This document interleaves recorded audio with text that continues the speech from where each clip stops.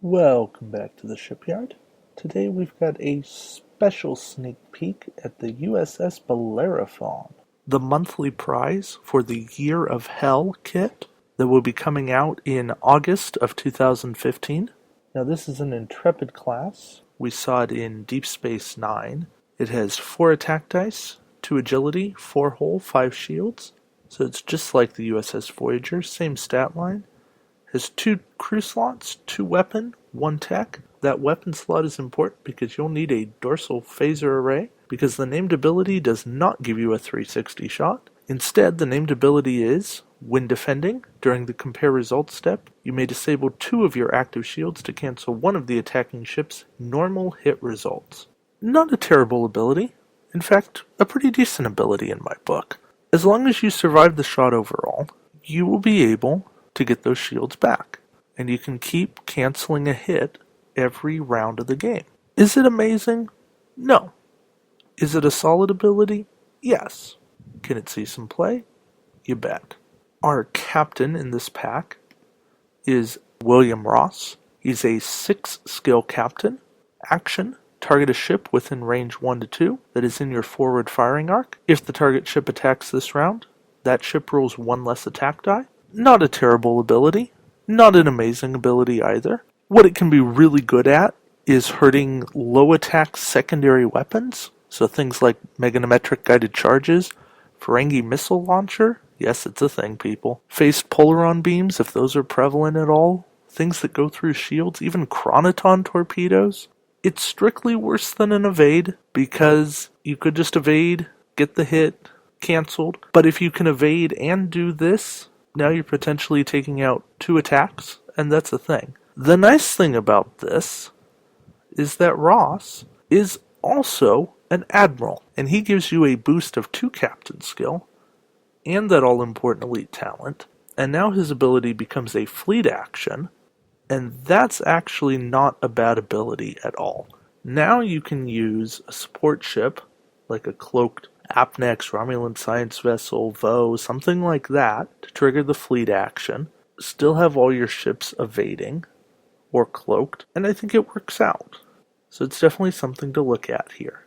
Our elite talent is Section 31. It's an independent, 3-point, and it says at any time you may discard this card to achieve the effect of spending either a battle station, an evade, or a target lock token as if you spent the appropriate token from beside your ship. You may only use the target lock effect for re-rolling your dice, so you can't use it for secondary weapons. And I think that's a good clarification. Now, this card may be DOA because of the at any time clause, but let's assume that it's not. If this card works the way that I think it works, which is you're attacking, you roll 2 hits and 3 battle stations, and you can spin Section 31 like it's a battle station token, then it's really good.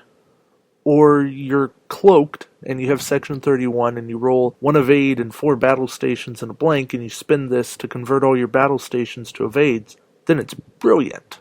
Having action token flexibility is huge.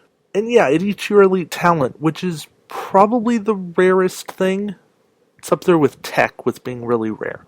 But this is a simple card that works really well, gives you that flexibility you want, and it's just there. So, yeah, we need some clarification on it from the rules team. But if it works how it should work thematically, then this card is worth playing. And now for a card that's not worth playing, and that is the Tricobalt Device. Basically, it is a fancy name for 6-die torpedoes, because it's an attack, spend your target lock, and discard the card to roll 6 attack dice. And it costs 4 extra points on top of the 6, so it's a 10-point card if you put it on anything other than an Intrepid class ship. Yeah, don't do it. Now for a card that is actually worth playing, and that is Variable Geometry Pylons. Before you move, you may disable this card to increase or decrease your speed by 1. If you do this, treat it as white, and you cannot perform any actions. This can only go on an Intrepid class ship, and you cannot have more than 1 of them. Well, that makes sense. Now, simple ways you can use this card.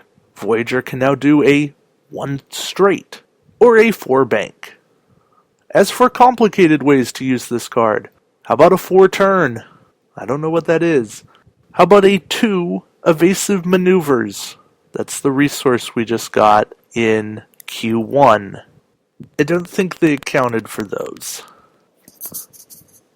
I'd like to say that this only works for maneuvers on your dial, and I hope that's the way that they're going to rule this, else I think it opens up a gigantic can of worms, especially with a 4 turn. And who knows, maybe a 5 bank, if you can figure out some kind of shenanigans. But even if this card works for maneuvers off of your dial, I don't think that it's actually worth the 5 points. Making things into a white maneuver and taking away your actions is very restrictive. So for me, I'm probably going to leave it at home, but I might try to mess around with it, because messing around with maneuverability is a really interesting thing in this game. It keeps your opponents on their toes, and they never know quite what to expect, even when they think they know what you're going to do. And the last card in this pack is the man himself, Luther Sloane. You couldn't do a Section 31 pack without him, and WizKids sure did deliver. He's a 3-point independent crew, and his card says, you do not pay a faction penalty when assigning this card to a Federation ship. Makes sense to me. During the planning phase, after all ships have assigned a maneuver dial, you may discard this card to look at up to 3 ships' maneuver dials, and then you can change your chosen maneuver. Love it. I think he is highly playable. He obsoletes Viceroy, Bioship Alpha Pilot right off the bat. But more than that, he sets up combos with Lure, with faked messages, with Uhura, and he can become the focus of a build that is all about knowing what your opponent's going to do and reacting to it. I'm not saying that's an amazing thing to have in this game, but if you want it, if the mission depends on it, he's there, and he is the best at what he does. So remember that, keep it in mind. I think Sloane is playable, and hopefully we see more of him. So that's it for the Bellerophon. But of course, since this is an OP prize, there is a resource to talk about. And that is the emergency force field. And it cost a question mark squad points. Well, ultimately it's going to cost the number of squad points equal to your combined shield values divided by 2, rounded up. So if you have 19, it costs 10. If you have 7, it costs 4 points. So it's whatever you make it out to be. Don't ask me how this works with blind boosters, because I don't know. But that's a story for another day. The effect of the card. Each time a ship in your fleet defends during the compare results step, you may 1. Disable one of that ship's active shields to cancel one of the attacking ship's hit results, or disable 2 of that ship's active shields to cancel a crit. If a ship uses either ability, place an auxiliary power token beside the ship. It's cool, it makes sense. I'm pretty sure this works every single time you're attacked, because of the each time trumping may, but even if it only works once per round per ship, I still think it's actually worth taking. Disabling shields to cancel hits and getting them back for the next round is something worthwhile, in combination with something like improved deflector screens, ISS Defiant, Talkir. You can cancel a lot of hits and make a fleet that's very annoying to kill. So I think this card is a thing. I think it can make for some very cool fleets.